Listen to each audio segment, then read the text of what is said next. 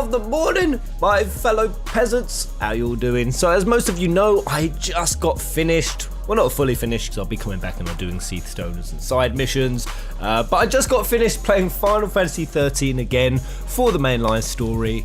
And I wanted to do a video to talk about what my thoughts were, what my feelings, what did a second playthrough give me, how can I hurl as subtle insults as possible at those who don't like this game. No, but I mean, the first thing that stands out, of course, is just how well this game still stands up today. I mean, it's absolutely mind-blowing that this was a late 2009 title. The visuals are freaking stunning, the colour palette is sharp, beautiful and crazy out there. The world is rich, even if it is just on a superficial aesthetic level. Of course, there's an argument to be had for its cultural depth, a lot of its lore and history, and even things with the people of these cities being shown in very obscure ways or condemned to data logs, which I'd say were wholly unnecessary. But then again, at what point during the Final Fantasy XIII story is there really any extra room? Like, that game is packed to the freaking gills with cutscene after cinematic, after crazy event, after feels. There wasn't really that much extra room where I feel they could have shoehorned in extra lore about the Fal'Cie and the gods, especially without it becoming very overwhelming and heavy. At least certainly in the context of how the game is presented. I feel like perhaps that's why it would have even been stronger for there to have been more downtime, hanging around cities and towns, just like we did in 10. That really was such a fantastic way of covering up the linearity and the feeling of being shoehorned all the way through the game, which again, I know on a story level, thematically, Square were saying that they were going for that was a very intentional thing, that as the game opened up, so did the players' choices, as they started to go against the fate and focus that they had been dealt. And I'm going to say, coming away from this second playthrough, that's the main thing I'm going to say that really stuck out and I appreciate all the more, was this grand, huge Fal'Cie plot and the complexities and the depth and the insanity of it all. It's crazy, and things were just unfolding that I hadn't even realised. Nuances of the plot, exactly what Cid Raines's role in, Yarg Roche, exactly why Saz was pitched in direct opposition to the situation that his son had been roped into, and why that was even all the more emotional and tense because of it. Upon replaying it, things like exactly what Fang and especially Vanille on a second playthrough is a character that when you observe in the full light of knowing who she really is, she's a hugely interesting character to re-observe, and just how the team as a whole, when you've got over the first playthrough and all the annoyances and frustrations and times where you didn't know where it was going or why it was going or why these characters were acting this way, and that caused a lot of intense frustration. Even I remember certain aspects of that on my first playthrough, but going in again, knowing why that happens and knowing how this team really does go from, again I say it all the time, the most dysfunctional bunch of arseholes that has ever walked Cocoon/Pulse, to a team that if you've made it to the end of this game and you have fully invested in their characters and the dynamics between them, you're so roped in that even when they start busting out the cheesy one-liners and the Go-Go Power Rangers stances, you're just like, yeah, fuck yeah. And I've seen this said an awful lot with people, actually. I've had 3 personal friends of mine in my inner circle and numerous fellow peasants from the outer circle, even during this playthrough, who were inspired to give it a second playthrough. And I feel like of all the Final Fantasies to date, if there is one that you didn't like on the first playthrough, that you have a chance of finding some sort of appreciation, or I've just seen it happen so many times, that the second playthrough makes people a bit softer, a bit warmer, a bit squishier, and a bit more malleable to enjoying Final Fantasy XIII, and I personally can really see why. I suppose I might just be fanboying a little bit at the end of my playthrough, but I would be remiss to not talk about the combat system. I've got to say, guys, this is by no means a shit combat system. Like, it really isn't.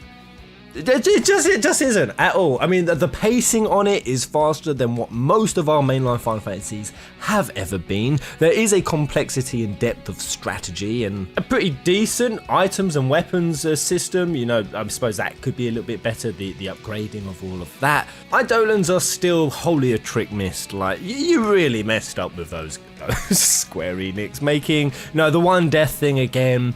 No, just basic points that I think 13 knew it had screwed up on and did its best in the later entries to try to fix. That's along with the linearity and some of that, which I will admit, I was so spellbound on my first playthrough of FF13 that I completely didn't even focus in on the corridors or the tunnels. I was just swept away with the experience. Upon revisiting it second time, I will say that stood out to me a bit more. Some of the linearity in some zones that didn't have much happening, there were just some horrible areas. Like, some of them were just jankier, horrible, dark, dingy caves. Mahabara's making me itchy. I just hate this place. I don't want to be in Mahabara any longer. I don't want to go back. You can't make me.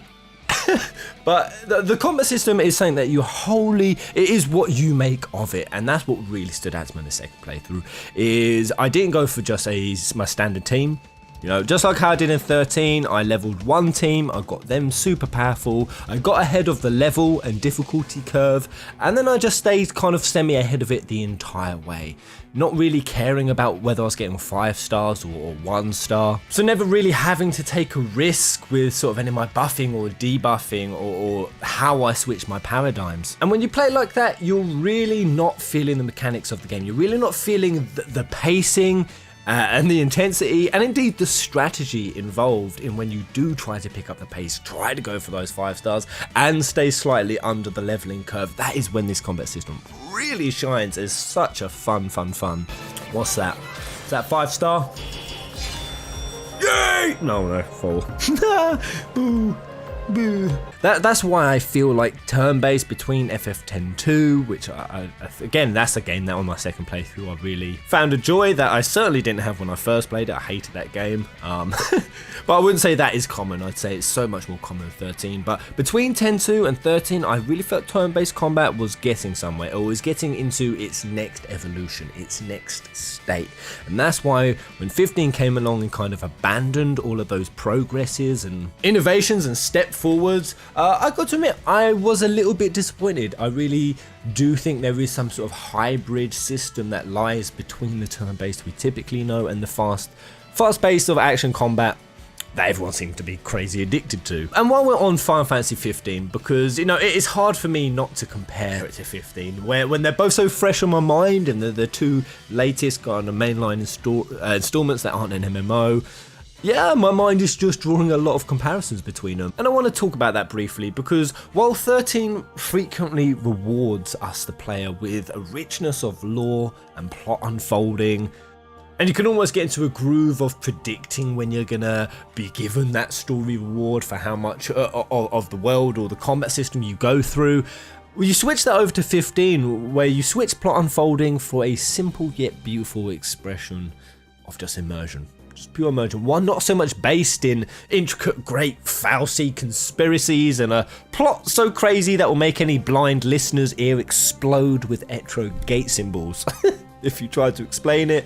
But it went for something more grounded, an honest display of companionship and brotherhood that even the most cynical of 15 players would at least agree to that. Something that we can all relate to on some level, something that we can all get some enjoyment from, something that you don't need a reasonably narrowed down taste to enjoy like you do with 13. You got to be a pretty certain way minded, I feel, to actively engage with 13's story.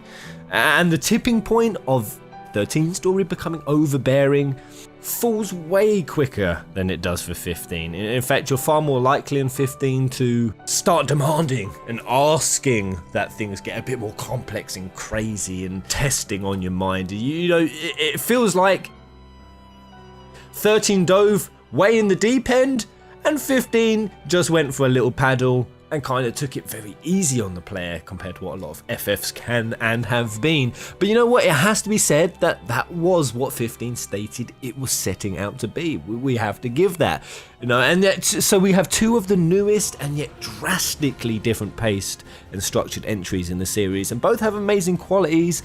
No, 15 for its freedom to let you take full reign of the world and slot yourself into the Broseidenhood as often and for as long as you like.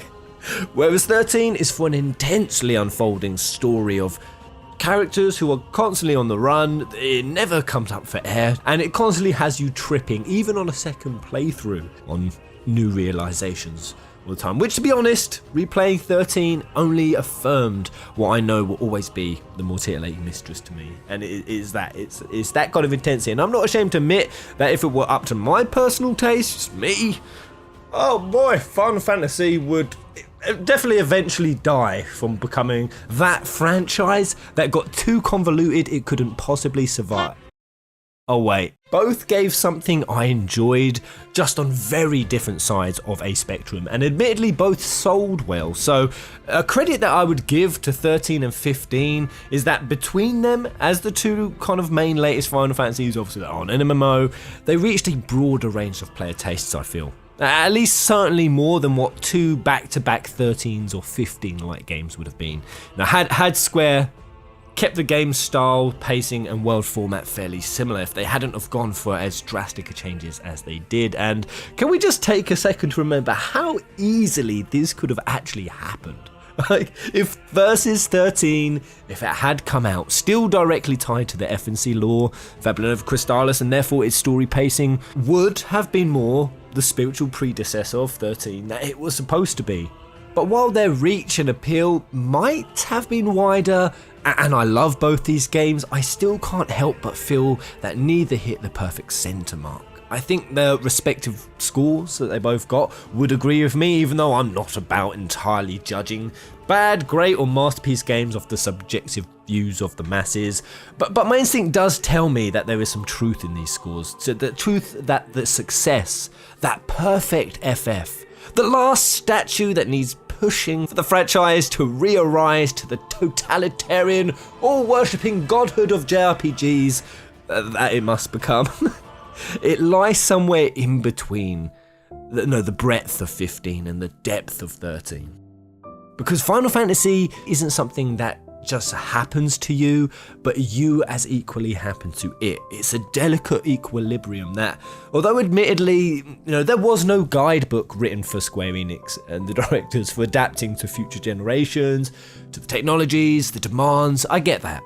But I still can't help but feel slightly frustrated that they didn't instinctively feel out the middle ground I'm kind of describing here instinctively a bit better. Because I feel like you guys probably know what I'm talking about. I feel like any real Final Fantasy fan knows that tipping point between the exploration and the freedom to go around like every Final Fantasy has allowed us, but still that linear driven, fleshed out story. We're driven along the characters' backstories, unfold in the game, not in a DLC. In a certain way, in a certain pacing. It's been the formula that Final Fantasy has followed. And just because we're moving into AAA, crazy territories these days and crazy technologies and what games are capable of doing, I don't feel like that has to change or needed to change. But that's about the only criticism I'm going to throw out in this video, because underneath all of that, did they feel like Final Fantasies to me? Yes. Yeah, they did. Although that is a very malleable concept within itself, with how wild the changes between entries have been known to be in this series. Any long-running fan of this series has learned to be somewhat chameleon-like with their expectations by now. Which is the other thing that really stood out to me. It's the notion of the way us Final Fantasy fans, or I'm sure if you guys are fans of any other big franchises, of how we do adapt to games. There's something to be admitted in this, that we actively seek to enjoy a game, even if it's completely not within the realm of a genre that we'd even be interested in, or the changes of the story pacing, or the world format, or the combat system is completely different to anything we like, yet there's a willingness to want to like it. And we have to admit that is the franchise itself that drives that desire. It's us wanting to enjoy the franchise, to fly its flag. That does sound like fanboyism, but I also think it's the strength That's the power that a franchise have of making players want to like it. I feel this is such an important point because I feel it's especially important when it comes to these two entries, 13 and 15, because they both demand the player to put in an extra effort of active participation that some, of course, just aren't willing to pay, then I feel like most games do. You know, and what I mean by that is engaging imaginatively, for example, with a road trip experience that otherwise can just be completely ignored. You can't just fast travel. You can just set your car to drive for 5 minutes, piss off and make a coffee. You don't really need to buy into the mindset of it. And same with 13, you know, sticking it out with a team of characters who at first sight and for the first few chapters give you no earthly reason to like them. And yet if you stick with these things, if you stick with them for a willingness to like it, I've got to say that's where you are hugely rewarded. The reason why 13 and 15 were two such unique and very striking gaming experiences was because the way in which I experienced it came from a willingness and imagination and active engagement. You know, that you could describe as a flaw, because should any gamer be expected to do that? No, I don't think so. But I also don't think it's intrinsically wrong to create games that do force out those kind of demands on the players. Now, after all, this is no different to if we were go to a party with an attitude of really wanting to go to that party. You know, I want to go there and I want to experience all that is happening in this party and what's going on. I want to observe it all. Versus, I'll just show up and see what happens. Yeah, and that was another thing that really stood out to me during this replay. So I'm done, guys. There we go. I've rambled long enough. Those are just some thoughts that were floating around in my head coming out the back end of 13, but really enjoyed that playthrough. I think it's a fabulous title. I think it's in no way of deserving the hate it gets. I think in the way it holds up is absolutely spellbinding to me. Honestly, I can still play that game and be experiencing maximal visual pleasure from it, if that's the way to say it. And the PS4, and I've played a lot of games out there, and honestly, I don't find whatever improvements we've had, be it in the realms of graphics or graphical fidelity, I do not find it that much more enjoyable, and I certainly don't find it enjoyable enough to want it over what we have to admit is happening, is that things are being sacrificed, games are being cut. No, budgets are being blown through the roof, and risky, tacky business maneuvers by these game devs, DLCs, games as a service, online services, all of this is having to be rolled out, and I feel it's to support this extra drive on visuals, which I'm glad to see the 7 remake is somewhat avoiding, though honestly, we still don't know how much more graphically zipped up that is going to be. I did hear that they were going back to the drawing board and make it look better, but the point I'm making is I really feel like with how 13 was, late 2009, early 2010, we could have had waves and waves of games. Decent ones, Final Fantasies, offshoot and mainline, that weren't so risky, that looked just as beautiful of that could have been more towards 13.2 or Lightning Return style of world, just bigger, more expansive. So linear story progression, but within a deceptively open world, or deceives the player with the idea of open world. I feel we could have had loads of games like that. That's what Final Fantasies have always been. And the focus really could have been in world cultures, stories, plots, characterizations, backstories. It could have all existed within that realm where we could have had fantastic Final Fantasies. Masterpiece Final Fantasies. Not just good/great, it could have been masterpieces. And this is the other thing that Square Enix have to realize, is that Final Fantasy, it is a hotbed for genius story writing, for genius storytelling, because you also have those millions of players who, like I said, they're playing these games, they're picking them up and they're buying them with the willingness to enjoy them. And when you have so much rich lore and iconic archetypes like the summons and Gilgamesh and Cactuas and Moogles and crystals, it's 30 years worth of content that so many gamers can identify and get excitement from, that really you are sitting on something that is absolutely golden, Square Enix, and you need to start making the most of it, because if you can't make a Final Fantasy a masterpiece, if you can't make a Final Fantasy hugely, deeply loved, bazillions of people who will happily recommend and hype the shit out of this game, the amount of free advertising you guys get from fans, and just the advertising, the 30 years of history is advertisement of itself. If you can't make masterpiece games off of this franchise, then you can't do it with anything. I feel at least anyway. But there we go, guys. I'm done. What do you think? Let me know in the comment section below. Until the next video. Go out!